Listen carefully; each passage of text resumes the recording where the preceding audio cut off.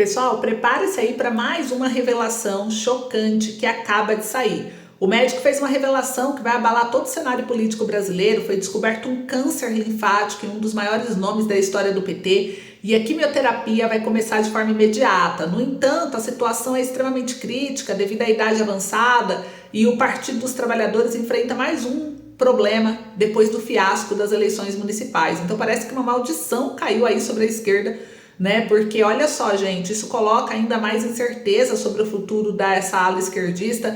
Enquanto isso, o ex-governador Geraldo Alckmin, o Geraldo Alckmin, ele foi aí escalado para assumir uma importante missão internacional no lugar do Lula. Lula enfrenta mais uma batalha aí pela saúde após retornar ao médico para novos exames e um importante procedimento. Então, em meio a tudo isso, existe também uma guerra interna entre a Gleisi Hoffmann e o Alexandre Padilha, que demonstra mais ainda toda a fraqueza do PT. Mas não para por aí não, gente, tem muito mais coisas vindo, acontecendo e nos bastidores do partido a situação é cada vez mais tensa. Janja acaba de se envolver em uma grande polêmica e o clima de crise é desesperador para a esquerda. Então vocês vão ver aqui o caos que se tornou aí a base da esquerda desintegrando com os seguidos desafios e pressões internas. Enquanto isso, mais uma bomba. O STF segue derrubando o trabalho da Lava Jato. Então liberou mais uma figura pública acusada de corrupção, alimentando aí uma onda de indignação no país. Eu vou trazer tudo detalhadamente aqui agora, então se inscreve no canal, deixa seu like, compartilha o vídeo a todas as pessoas que você conhece para levar a verdade até eles. E eu quero saber de vocês, o que vocês estão achando a respeito da esquerda. Vocês acham que tem alguma chance da esquerda se recuperar após tanto escândalo, após perder tanto nessas eleições municipais ou não? Responde aí pra mim. Enquanto você responde, eu começo com a primeira notícia aqui, gente, que olha só, saiu na Folha de São Paulo, hein? Isso aqui abalou o Brasil geral. Ou seja, a primeira notícia aqui que eu já compartilho com vocês é o seguinte: decisão do STF chancela retorno de Pezão ao poder 6 anos após prisão. A segunda turma do Supremo suspendeu a decisão da Justiça Carioca que tornou o ex-governador inelegível. Quase 6 anos após o pesadelo político que culminou em uma prisão em fim de mandato, Luiz Fernando Pezão se recupera do tombo e encerra o período eleitoral com pontos ganhos rumo à sua reconstrução na vida pública. A segunda turma do STF confirmou a decisão do ministro André Mendonça, do dia 3 de outubro, que devolveu ao ex-governador do Rio de Janeiro seus direitos políticos. O Pezão foi eleito prefeito de Piraí 3 dias depois, marcando seu retorno a um cargo eletivo desde seu afastamento no Palácio Guanabara em 2018. E a decisão referendada, né, foi unânime e suspendeu a decisão do Tribunal de Justiça do Rio de 2019, que havia retirado os direitos políticos de Pezão até 2027. Então olha a descondenação que ocorreu, para vocês verem como que tá o cenário político. O STF também descondenou o José Dirceu na Lava Jato e o governo Lula ainda se questiona por que a população se cansou da esquerda? Porque o povo acordou, né, gente? Ex-governador condenado por corrupção volta a ser elegível. Ele, inclusive, ganhou eleição aqui numa cidade. Então, o Brasil,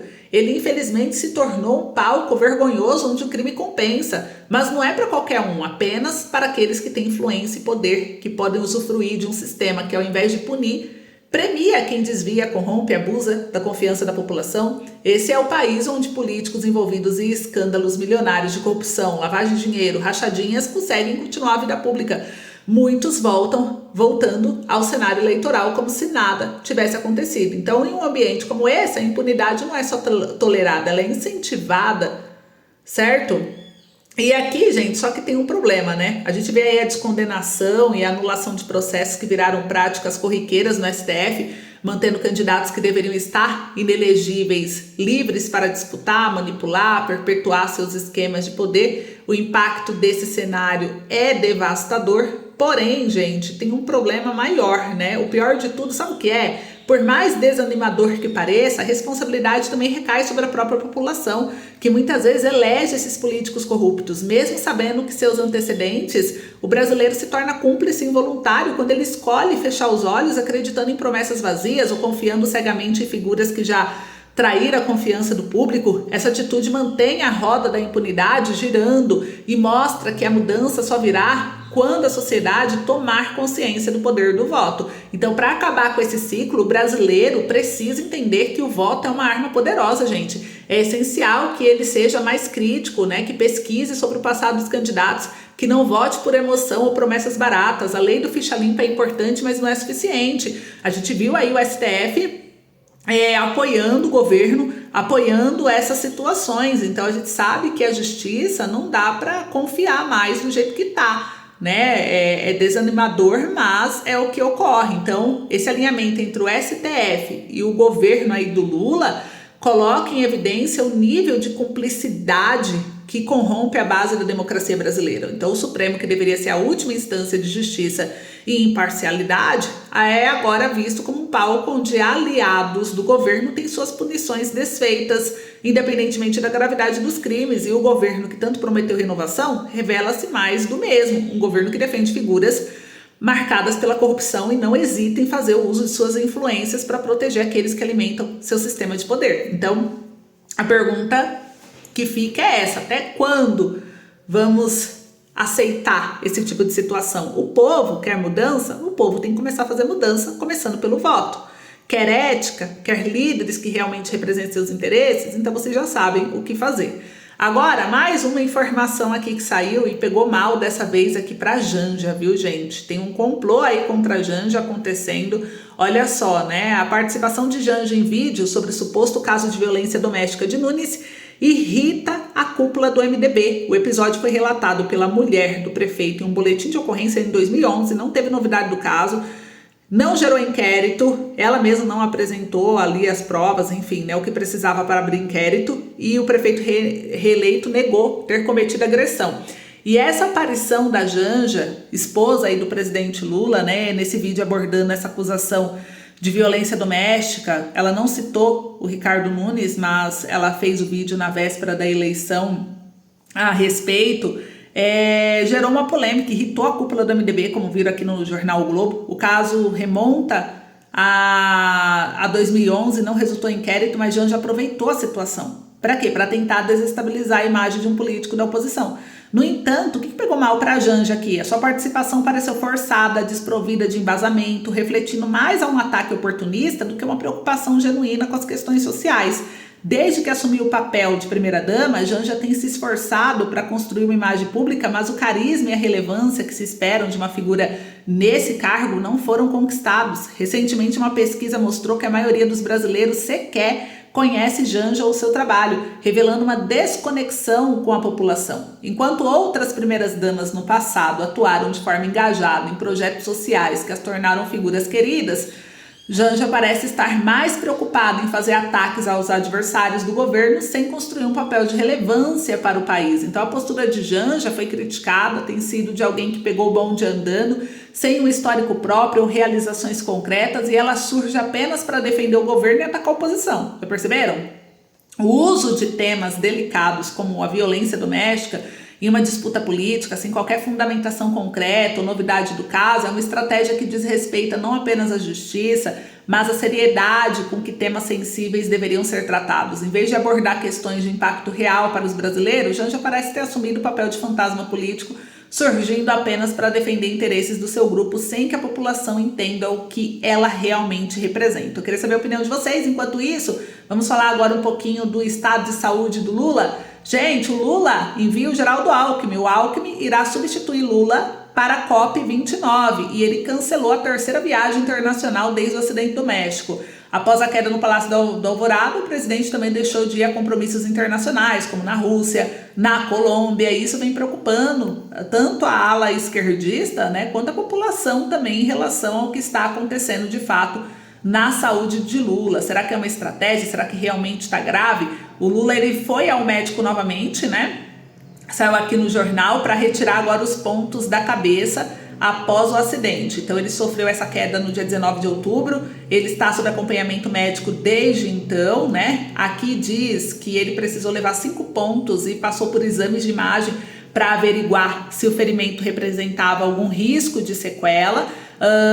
Aqui também diz ainda na reportagem que os exames médicos após o acidente, segundo o médico dele há mais de 30 anos, né, apresentou um quadro estável e apto para o trabalho. Apesar do ferimento não ser grave, por precaução, o cardiologista, que é o médico de Lula, aí, Roberto Calil Filho, orientou Lula a não fazer viagens de longa duração. o petista desistiu da viagem que faria à Rússia para participar da cúpula dos BRICS, não foi votar em São Bernardo, não acompanhou Boulos na última passeata, e a presença dele na Colômbia também foi cancelada. E agora ele vai enviar o Alckmin para substituir ele nessa próxima viagem.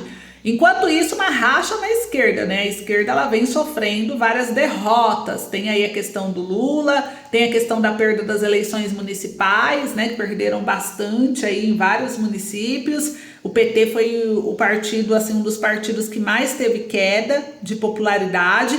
E agora a Gleice, ela se posicionou pedindo mais respeito a Padilha após as críticas do ministro ao PT. Ela disse que ele deveria focar nas articulações, porque o que aconteceu, né? Vou ler aqui para vocês, só para vocês entenderem. Em postagem nas redes sociais, a petista afirmou que ofender o partido fazendo graça e diminuir o esforço nacional não contribui para alterar essa correlação de forças. O que aconteceu, na verdade, aqui é que o ministro deu as declarações após uma reunião com o presidente Luiz Inácio Lula da Silva essa semana no Palácio da Alvorada, na segunda-feira. Ele disse o seguinte, que o PT desde 2016 entrou no fim da tabela do Z4 das eleições municipais. E o PT tem um debate a fazer com o segmento dos trabalhadores, sobretudo os que ganham de 2 a 10 salários mínimos, que por algum motivo não se sentem representados. Então o ministro, ao falar a verdade, ele ainda usou como comparação a zona de rebaixamento de campeonatos de futebol, e o Padilha negou que o partido precisa de modernização no debate, mas declarou que a sigla precisa pensar melhor os meios de comunicação nas grandes e médias cidades. E a Gleice Hoffmann parece que não gostou, então a Gleice se posicionou aí pedindo respeito. Ué, mas falar a verdade é desrespeitar alguém? O que vocês acham? Então a gente percebeu aí que a Gleice está tendo problemas ao se comunicar aí dentro da própria ala, né? Aqui agora, gente, vamos falar de um estado de saúde gravíssimo, vamos falar do câncer em uma das principais figuras também da esquerda, que aqui foi confirmado, está em todos os jornais, um câncer do Eduardo Suplicy. Em um comunicado publicado nas redes sociais, Eduardo Suplicy afirmou, confirmando que recebeu o diagnóstico em julho e que está fazendo um tratamento imunoquimioterápico para a doença, gente. Então, aqui mais uma, por isso que eu falo, né? Parece que a esquerda caiu aí numa maldição. Olha quantos problemas ela está enfrentando, quantas pressões, né? O deputado Eduardo Suplicy anunciou que está com um linfoma, que é tipo uma leucemia, um câncer, mas nesse comunicado ele diz que continua com as atividades da Assembleia, continua com as aulas de ginástica, os exames dele apresentaram bons resultados, ele está fazendo quimioterapia, né? Por recomendação médica, ele está com atividades restritas por causa da baixa imunidade, e ele agradeceu o apoio, orações, energias positivas, né, para ele se recuperar o mais breve possível. E só para vocês entenderem um pouquinho, né, de acordo com o Instituto Nacional do Câncer, esse tipo de câncer que ele tem é de origem nas células do sistema linfático. Ele se espalha de maneira não ordenada e ele faz parte do sistema imunológico, tá? Que ajuda o corpo a combater doenças, e como o tecido linfático é encontrado em todo o corpo, então o câncer começa em qualquer lugar, dificultando o diagnóstico. Então ele pode atingir crianças, adolescentes, adultos, é mais comum em pessoas mais velhas, e aqui diz que os tratamentos envolvem quimioterapia, imunoterapia, radioterapia, transplante de medula óssea, e segundo informações da Associação Brasileira de Linfoma e Leucemia, as chances de cura são em média entre 60% e 70%. Então essa notícia pegou aí a esquerda, né, em choque também em todo o Brasil. Então a gente vê uma série de acontecimentos graves dentro da esquerda, gente, que vem enfraquecendo mais ainda, né? E substituindo os grandes líderes dela, como a gente percebe aí o que ocorre. Então eu queria saber de vocês o que vocês estão achando. Vocês acham que a esquerda vai conseguir se reerguer depois de todos esses escândalos? Parece que o povo acordou, né? O povo cansou, e só dar a Bolsa Família não tá mais ajudando a esquerda, não. Pode ver que nas cidades aí até em que já era a esquerda dominava, ela não conseguiu se reeleger. Então percebe aí, o Lula percebeu que vai ter que mudar totalmente a estratégia. E aí, o que vocês acham? Comenta aí, esse foi o vídeo de hoje, espero que tenham gostado, um beijo, até logo!